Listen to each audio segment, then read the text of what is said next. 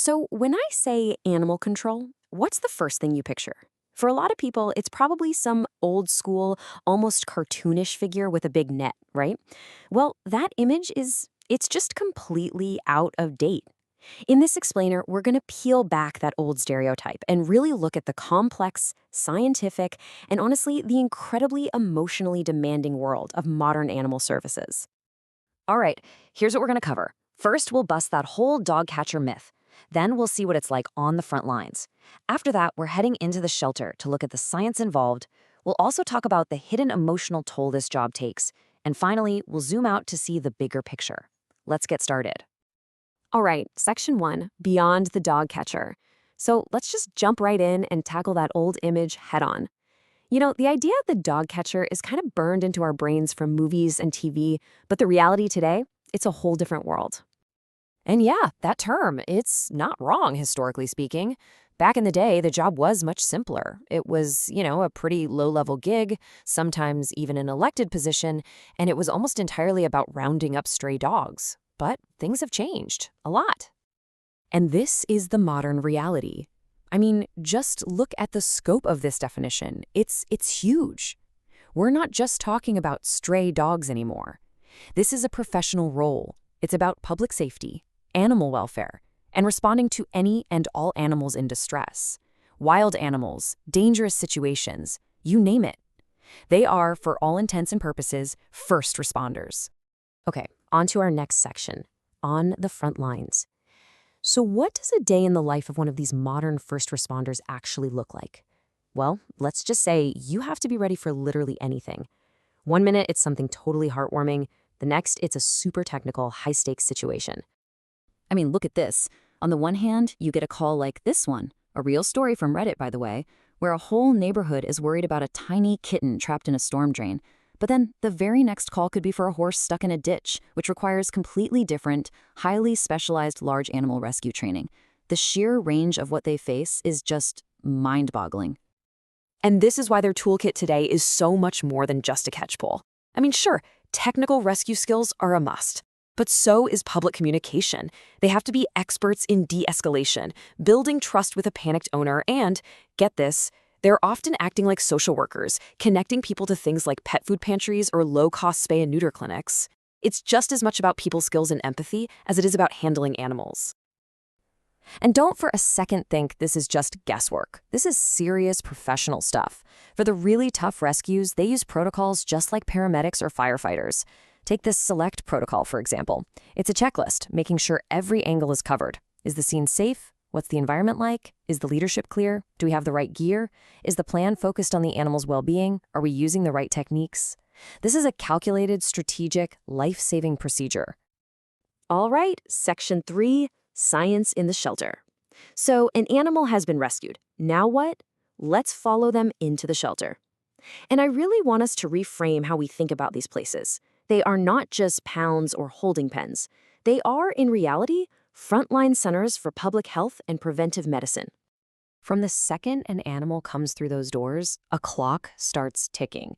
And everything that happens next is absolutely critical, not just for that one animal, but for every single animal already in the shelter. Their health, their safety, it all hinges on a super strict, science-based intake process. It all starts right at admission. And if you want to know why that process is so vital, just look at these numbers. This is data from shelter studies in Florida. A huge number of animals show up with zero immunity to really deadly diseases.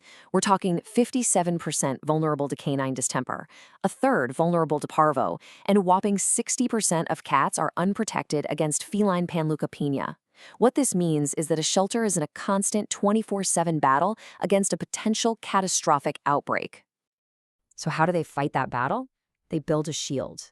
And that shield is this methodical intake process. Every single animal gets a unique ID and is scanned for a microchip to see if they have a home. And then, bam, right away, core vaccinations and parasite treatment.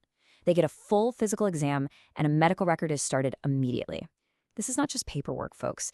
This is the foundation of herd health for the entire shelter. Let's move on to our fourth section, the hidden toll. We've talked about the incredible skills and the science, but there is a whole other side to this work, a side that we often don't see or maybe don't want to see. And that's the massive psychological and emotional weight carried by the people who do this job day in and day out. And a key part of that is something called compassion fatigue. It's really important to understand that this is not the same as burnout. It's not just being overworked. It's a specific kind of exhaustion that comes from prolonged exposure to trauma and high-stress compassionate work. It can drain you so much that you actually start to lose your ability to feel empathy. It's really serious stuff. And there are a couple of really intense stressors that feed into this. The first is moral stress. This is when you know exactly what the right, ethical thing to do for an animal is, but you can't because of rules, lack of resources, or something else outside your control. Then there's euthanasia stress. Think about that for a second. The very act of having to end an animal's life. It can go against the deep human-animal bond that probably brought you into this field in the first place. The psychological conflict there is just immense. And here's the thing. This isn't just an individual problem. It becomes an organizational problem. When compassion fatigue spreads through a team, you start seeing these symptoms. People call in sick all the time. The turnover rate goes through the roof. Teams just can't seem to work together. You might even see people breaking rules or an increase in accidents. It's a ripple effect that ultimately impacts the level of care the animals get. Okay, last section, the bigger picture. So far, we've been looking at things on a case-by-case basis. One officer, one animal. But to really, truly make a lasting difference, you have to zoom out. You have to look at the entire population and manage it with data and science. And this is a really fundamental shift in strategy. Just responding to calls one by one, it's like trying to bail out the ocean with a teaspoon. It's just not effective long term. To actually manage a population of roaming animals, you first have to understand it. How big is it? Where are the animals? How are they moving? And that means taking a citywide view, using statistical sampling, not just waiting for the phone to ring. And how do they do that? Well, they use real ecological methods. They might do indicator counts, where they drive the same route over and over to see if the numbers are going up or down, kind of like taking the temperature of the population. But to get a real handle on the total number, they do population estimates. This is where they actually count every single animal in random parts of the city and then use some pretty complex math to estimate the total number for the whole area. It's a ton of work, but it's the only way to know if their programs are actually making a dent. And all of that brings us right back to where we started. We go from this huge citywide data view all the way back to one single animal. Remember that little kitten in the storm drain? This quote from the person who posted about it on Reddit just says it all. The community came together. It's not just about the officers. The work they do happens as part of a whole ecosystem of care that includes all of us. So when you think about it, the modern animal control officer is so many things at once. A highly skilled professional, a scientist, a social worker, a first responder. But the biggest takeaway is this: they can't do it alone.